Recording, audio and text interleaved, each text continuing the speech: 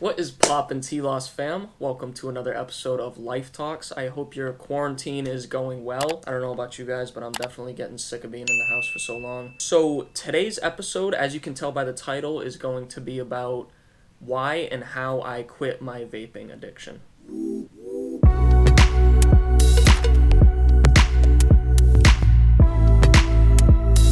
So I originally got addicted in June of 2016. My friend offered it to me, and the first time he offered it to me, I said no, because I knew from the DARE programs and all that shit that nicotine was addictive. I knew nicotine was in it. He kept trying to get me to try it, so I finally tried it. And the first time, I didn't get anything out of it, because I didn't actually inhale. I just brought it in my mouth, and I coughed a shit ton, and you guys who are addicted now remember your first time hitting it. After he got me to try it the first time, I tried it a couple more times after that, and a couple days later, I asked him if I could borrow it for the night. I remember hitting it just constantly over and over that night, because I finally learned how to actually inhale it, so it was just over. And after that night, I was hooked. I mean, there was no separating me from it. I gave him his back, and then I immediately went and bought my own. I got my own, and that was it. After that, I was a complete fiend. I would bring it to school, I would bring it to family dinners, I'd bring it everywhere I went. I would find a bathroom, and I would go in just to rip that thing. Back then, it was just something fun to do, to go in the middle of a dinner or in the middle of class into the bathroom and just get a little buzz, and then come back out and just chill out a little bit. Fast forward a little bit after the initial honeymoon period, I guess you would call it, where you're getting the buzz every single time. After a couple months, it stops becoming every single time, and you just start getting 3 or 4 throughout the day. You guys watching this probably know this already. Fast forward, you get a couple buzzes a day, then it becomes 2 buzzes a day, and then it becomes 1 buzz when you wake up, and that's it. At the same time, you're going through more and more of these pods every single day, or if you smoke cigarettes, you're going through more and more cigarettes as the addiction becomes worse and worse, as it becomes like an inseparable part of you. I eventually switched to the Phix because those had bigger pods and they hit a little harder, so I switched to the Phix, and then I eventually switched to Stigs. That was like the progression, just so I could try to get more out of it. The most fiendish thing I ever did, though, I mean, switching to the Phix and the Stigs was one thing, that's whatever, but the most crackhead fiend thing I ever had, which those of you who Juul, you probably have this too. I had a giant collection of empty pods, like bone dry pods I'm talking about, maybe if I'm lucky, like 3 or 4 hits left in them, that I would call fiend pods. So I had my little fiend pod stash kept in this fake dictionary right here. Look. I kept it in there first, and then when I ran out of room in there, I would find more creative places. I would just stuff it like in my closet where my parents would never look, keep them in like a backpack, not my school backpack, because by the time I got to the Fiend Pod stage, it was already getting kind of known.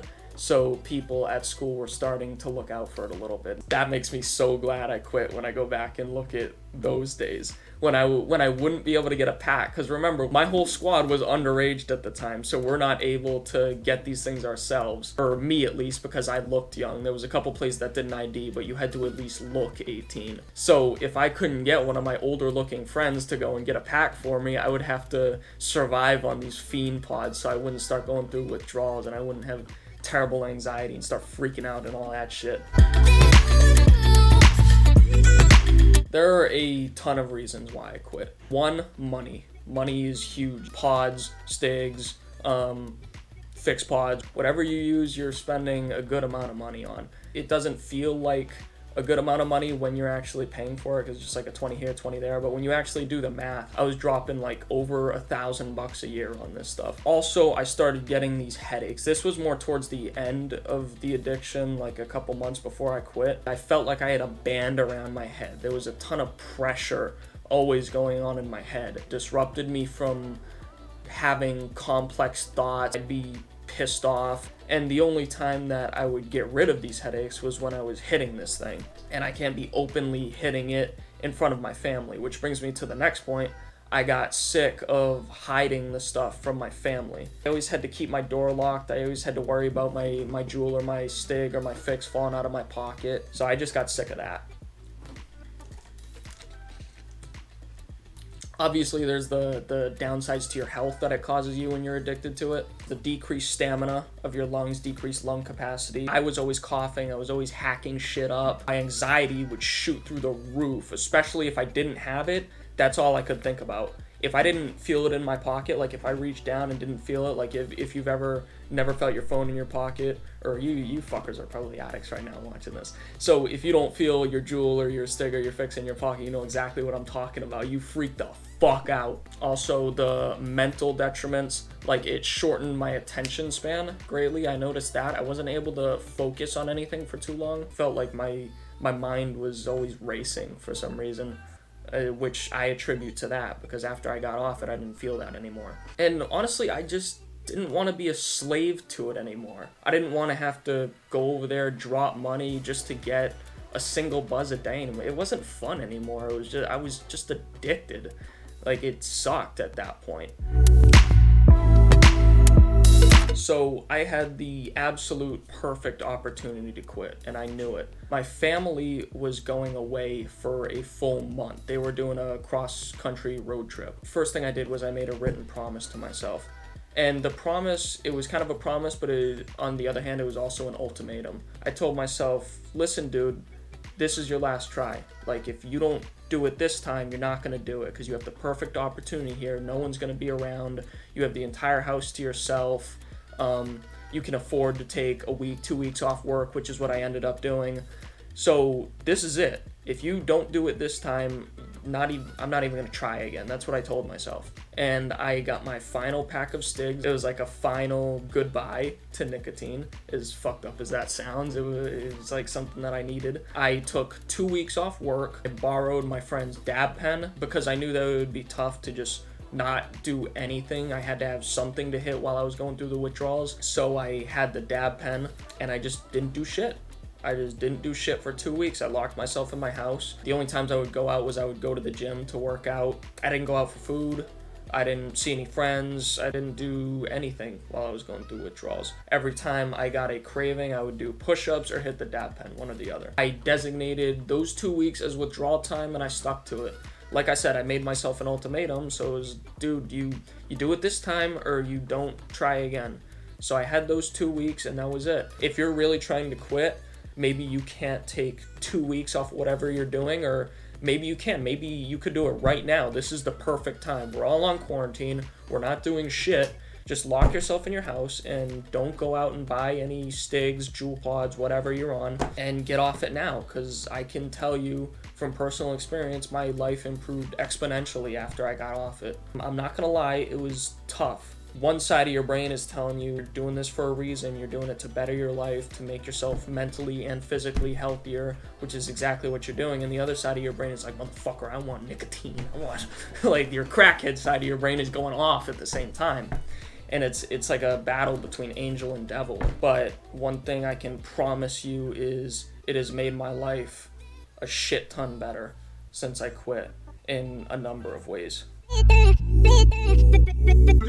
So the immediate after effects were I gained about 10 pounds. I was just purely from eating a lot and doing things like drinking a lot of water, just trying to find things to substitute to do. Like, my friend's dad used sunflower seeds. That was his thing that he used, but you gotta find something to keep doing in a row, to almost like substitute for hitting that over and over. My max bench went up 20 pounds. That was kind of a cool side effect that I didn't expect. I don't think it had anything to do with the weight gain either, because after I shed off the weight, my strength stayed. Well, it probably had something to do with the weight gain, but I think it was a combination of the weight gain, the improved mindset that I got from successfully completing withdrawals, because after I was done with withdrawals, it was almost like I felt like I could do anything. The chains were released from my ankles. I really felt like, and I still feel like, that was one of the hardest things I've ever done. I felt incredibly accomplished afterwards. I made a promise to myself and I proved to myself that I could do it. I was addicted to this shit for over 2 years, like 2.5 years.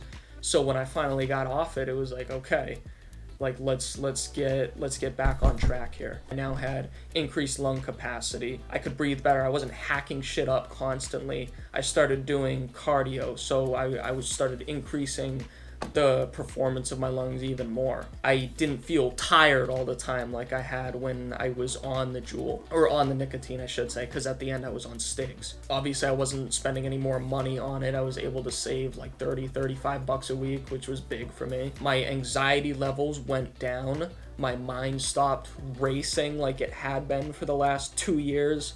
I got a complete different mindset, and I felt like myself again. I felt like I was returned to my former smarter self, and I wasn't reliant on this shit anymore. I was no longer a slave to it. My attention span came back, just a whole bunch of mental benefits. It was a big stepping stone that I had to make before I could really start improving myself. It was the first big promise that I made to myself that I kept. And that's the wave I'm on right now, is making promises to myself and keeping them. It started a whole new chapter in my life after I got off the shit. I knew deep down that I could get off it if I really set the ultimatum on myself, which is eventually what I had to do, but it was just actually acknowledging that I had to do this now. I can honestly say I don't think about it much anymore. I still get cravings sometimes, I'm not gonna lie to you guys. It doesn't just go away like that. How it works is you get off it, you get the withdrawal, build up until like day 3 was the peak for me. And after day 3, it goes down slowly, and then it goes down slowly, and it's almost just like this ever decreasing slope. But every once in a while, I still get a really strong craving when I do think about it. Making this video, for instance, I got a really strong craving when I was doing the notes and making the outline for what I wanted to say about it, because it just refreshed in my mind all those times that I had it. But whenever I get those cravings, I just remember how shitty it was to go through the withdrawals for it, and is it really worth it to go back just for a fleeting moment? Do I really want to go back and be an addict again? Because that's what you are. You're a fucking addict. You have to acknowledge it. So I just think that's how the cookie crumbles. I think now is a great opportunity to get over it. Thank you guys so much for listening to what I have to say. I hope this helps you. I hope you can take my experience and use it to help your own life, to get rid of your own addiction. Thank you so much for your time, and see you in the next episode. Peace out.